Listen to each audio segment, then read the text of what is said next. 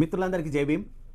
తెలంగాణలో జరుగుతున్నటువంటి బర్నింగ్ సమస్య బీఆర్ఎస్ కవితక్క ఆవేదన ఆస్తి పంచాయత ఆత్మగౌరవ పంచాయత ఒకసారి చూద్దాం. తెలంగాణ ఉద్యమం జరుగుతున్నటువంటి తరుణంలో 2006లో కవితక్క అమెరికా నుంచి ఇండియాకు వచ్చి ఆమె స్వయాన కేసీఆర్ కూతురే కనుక ఉద్యమం పేరు మీద ఒక జాగృతి సంస్థను స్థాపించి ఆ సంస్థను తెలంగాణలో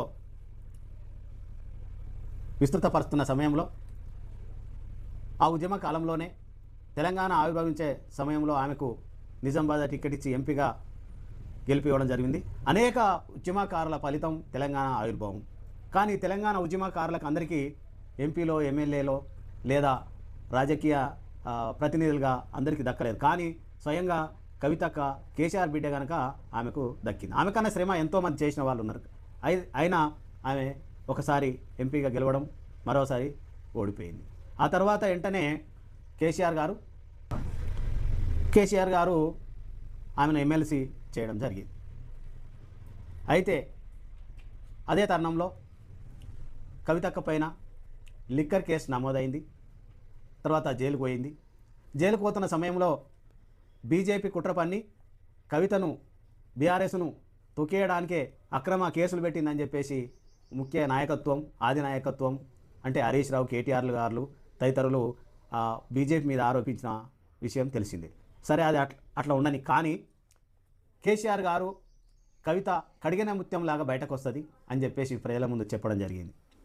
అప్పుడు సందిగ్ధం కూడా ఉండే, మరి బీజేపీ కుట్రనా, నిజంగానే ఆమె లిక్కర్ దందా నడిపించిందా అనే ఓ సందిగ్ధం ఉన్న కాలంలో ఇప్పుడు కేసీఆర్ గారి మాట గుర్తొస్తున్నది. కడిగిన ముత్యంలా ఆమె బయటకు వచ్చి బీఆర్ఎస్ అవినీతి, బీఆర్ఎస్ దోపిడీ, బీఆర్ఎస్ నైతికత లేని పార్టీ అని చెప్పేసి ఆమె గారు చెప్తా ఉన్నారు. కడిగిన ముత్యమేనా? కడిగిన ముత్యంలా ఉండాలనుకుంటుందా? కాబట్టి అవినీతి పార్టీలో ఉండననుకుంటుందా? ఏమి కవిత కథ? ఆమెకు ఆ స్కామ్లో దొరికిన తర్వాత బయటకు వచ్చి అవినీతి అక్రమాలు జరుగుతున్న పార్టీలో నేను ఉండనని చెప్పేసింది. ఆయన రక్తబంధువులే అవినీతికి పాల్పడ్డారని చెప్పేసి నిక్కచ్చిగా చెప్తున్నది.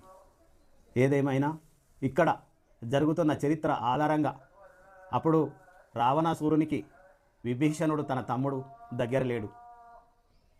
అత్యుత్తమైనటువంటి రాజు అధోగత పాలయ్యాడు. అదేవిధంగా పక్క రాష్ట్రంలో షర్మిలమ్మ అక్కడ జగన్మోహన్ రెడ్డి గారికి అండగా లేదు, విడిపోవడంతో ఆయన పలచనైపోయాడు. తెలంగాణలో కూడా పరిస్థితి అదే కొనసాగుతుంది. కవితక్కతో బీఆర్ఎస్ ఖతమవుతుందా, ముందుకు పోతుందా అనే ఒక ప్రశ్న వెంటాడుతుంది తెలంగాణ ప్రజలను. ఏదేమైనా అవినీతి జరిగిందని ఇతర పార్టీలంటే ఆరోపణ నిజమా అనేది తెలియకపోవచ్చు. కానీ అక్కడే ఉన్నటువంటి కవితక్క బీఆర్ఎస్ మీద చేస్తున్నటువంటి ఆరోపణలు నిజంగా 100కి 100 నమ్మవచ్చా? ఏమిటి ఆమె కథ? ఏమిటి ఆమె లక్ష్యం? ఎవరు ఎన్నుకుని నడిపిస్తున్నారు? నడిపించడానికి ఆమెకు ఆలోచన, ఆ శక్తి లేనిదా? ఖచ్చితంగా ఉన్నదనే చెప్పవచ్చు. ఆమె బీఆర్ఎస్లో అధికారంలో ఉన్నప్పుడు ఆర్భాటంగా కొనసాగింది ఆమె జీవితం.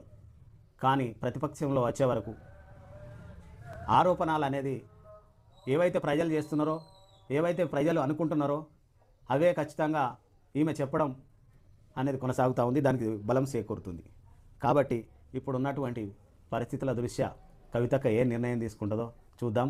ఏదేమైనా సొంత కుటుంబం నుంచి, సొంత రక్తబంధం నుంచి బయటకు రావడం అనేది ఆ విచ్ఛిన్నానికి దారితీస్తున్న చరిత్ర మనకు కనిపిస్తూ ఉన్నది.